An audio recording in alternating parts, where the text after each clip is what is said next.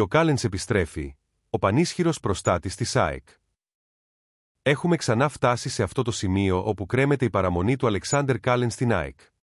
Η Ισπανία μιλάει, η Περού απαντάει, αλλά οι οπαδοί μας είναι εδώ για να στηρίξουν τον αγαπημένο τους παίκτη και την ομάδα μας. Τα νέα από την Ισπανία μας βάζουν σε σκέψεις, αλλά ας μην ξεχνάμε ότι ο Κάλενς είναι περισσότερο απλά ένας παίκτης.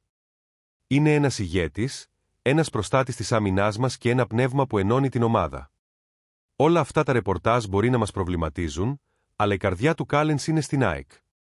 Το Κόπα Αμέρικα μπορεί να είναι μια προσωρινή απόσπαση, αλλά η αφοσίωσή του στην ομάδα μας είναι απόλυτη. Το νέο ρεπορτάζ από το Περού μας φέρνει ελπίδες. Οι πληροφορίες λένε ότι η Χιρόνα δεν ενδιαφέρεται πλέον για τον Κάλενς. Αυτό σημαίνει ότι μπορούμε να ελπίζουμε σε ένα μέλλον με τον αγαπημένο μας παίκτη ακόμα στις τάξεις μας. Το καλύτερο δυνατό σενάριο για εμάς είναι να αποκτήσουμε τον Κάλενς ελεύθερο. Αυτό θα μας επιτρέψει να διατηρήσουμε τη δύναμή μας στην άμυνα χωρίς να χρειάζεται να ξοδέψουμε πολλά χρήματα σε μεταγραφές. Αλλά ακόμα και αν χρειαστεί να το κάνουμε, θα το κάνουμε με περηφάνεια για την ΑΕΚ και τους φιλάθλους μας.